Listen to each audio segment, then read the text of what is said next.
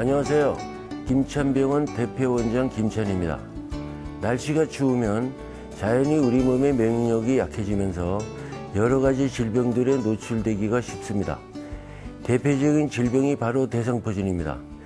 예전에는 장년층에서 주로 걸린다고 해서 노인질환이라고 불리기도 했는데요.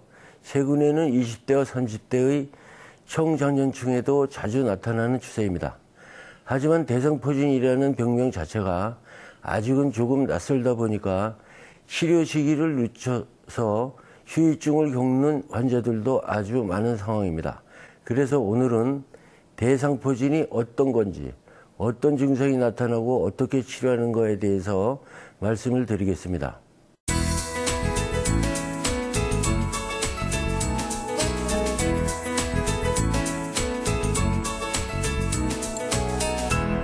대상포진은 어린 시절 앓았던 수두 바이러스가 우리 몸의 신경뿌리에 잠복하고 있다가 몸이 약해지면서 면역력이 떨어졌을 때 신경뿌리에서 다시 활성화하면서 신경의 염증과 손상을 일으켜 피부에 발진을 일으키는 질병입니다.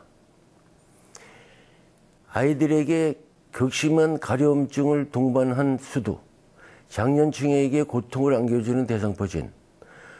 언뜻 보기에는 상관없이 보이지만 모두 수두, 대상포진 바이러스라는 바이러스의 활성화로 인해서 발생하는 질환들입니다. 즉, 같은 병은 아니지만 같은 바이러스로 인하여 발병하는 것이죠. 이 바이러스가 보통 소화기에 수두를 일으킨 후 몸속의 정복 상태로 존재하고 있다가 다시 활성화가 되면은 대상포진으로 발병하게 됩니다. 하지만 수두와는 달리 대상포진은 전염력이 거의 없다고 보시면 됩니다. 대상포진의 증상은 피부 발진이 나기 전 전신 근육통이나 두통, 오한 같은 감기 증상을 느낄 수가 있습니다.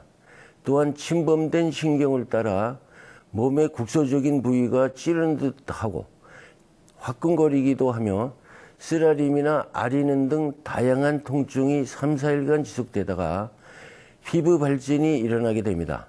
이 발진은 몸의 한쪽에 띠처럼 나타나는 것이 특징입니다.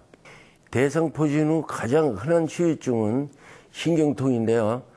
대상포진 발진이 완전히 가라앉고도 통증이 계속 남아 있는 경우입니다.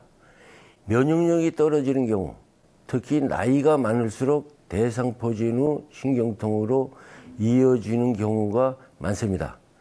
50대는 50%, 80대는 80% 정도라고 생각하면 됩니다.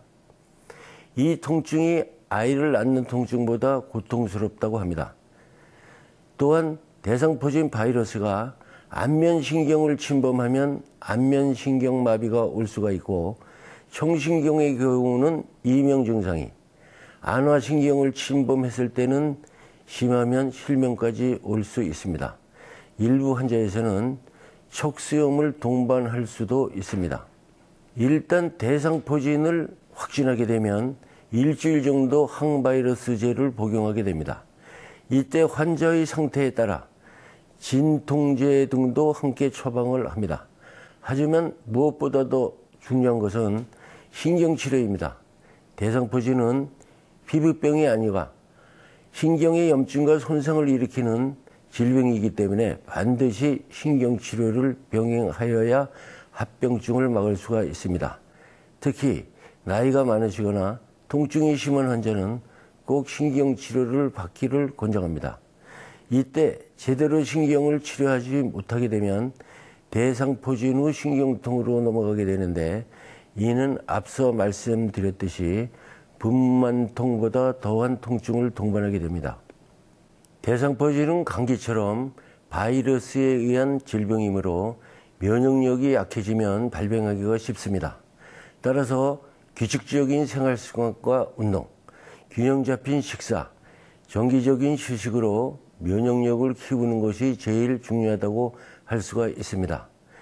또한 50세 이상의 성인의 경우 대상포진 예방주사를 맞게 되면 대상포진 발병률을 50% 정도 감소시키는 것으로 알려져 있으므로 예방주사를 맞는 것도 도움이 됩니다.